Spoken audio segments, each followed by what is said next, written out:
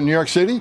I plan on being in New York City in the near future. We're going to do operations in New York City. We know in New York City, me and Mayor Adams at one point had an agreement to let ICE into Rikers Island so we can arrest the public safety threats and the safety and security of that facility, but the city council shut it down. So we're going to be coming to New York City. We're already there now. I mean, teams are there now. But we will increase the enforcement presence in New York City, again, because they're a sanctuary city, and we know we have an issue there with public safety threats hitting the street every day.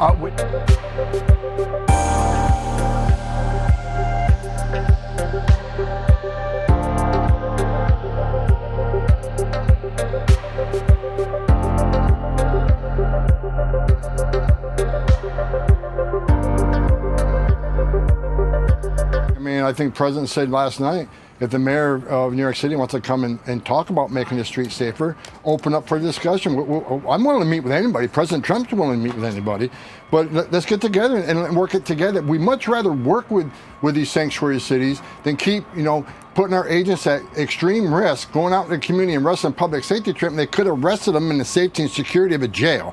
So we welcome any conversation. But if they don't want to assist, they want to keep, pushing back and impeding our efforts, then we're going to just send more teams there. We're going to flood the zone.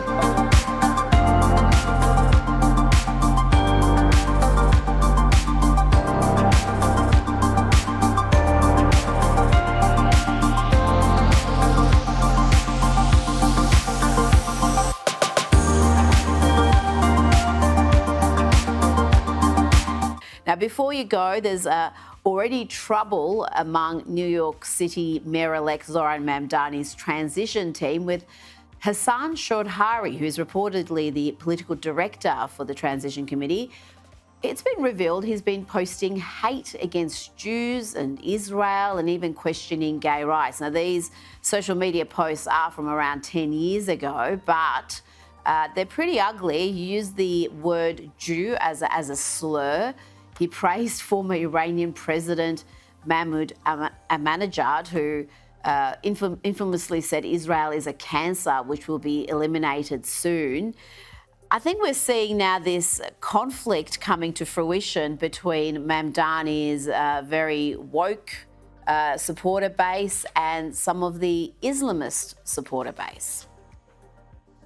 Yeah, Rita, this has to be the least surprising political development of my entire lifetime, right? That is Zohran Mamdani, someone who struggled to condemn Hamas, someone who struggled to condemn the inherently genocidal phrase of from the river to the sea, Palestine shall be free, someone who was accusing Israel of genocide before the tanks even started rolling into Gaza, like literally on October 8th or October 9th, 2023, something absolutely crazy like that. Obviously, he's going to surround himself with people who think and talk like this. This is totally unsurprising. I think the more interesting thing to me is, as the New York Post reported in the headline that we just saw, this guy was not just bashing Jews; he was also bashing gay rights. That is interesting, right? Because that is one of the major planks of the current American left when it comes to LGBT.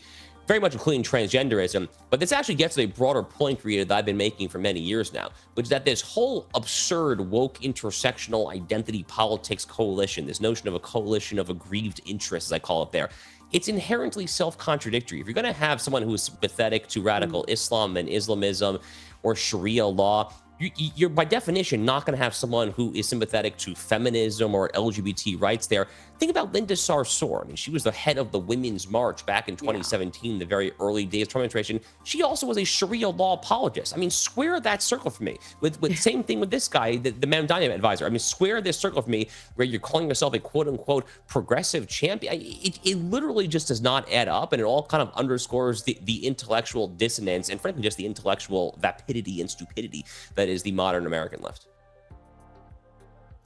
And Linda Sarsour is on the scene. I thought she had disappeared, but it seems like she's been working behind the scenes, helping Zohran Mamdani and others get elected. So, yeah, she's still a force to be reckoned with, unfortunately, for America.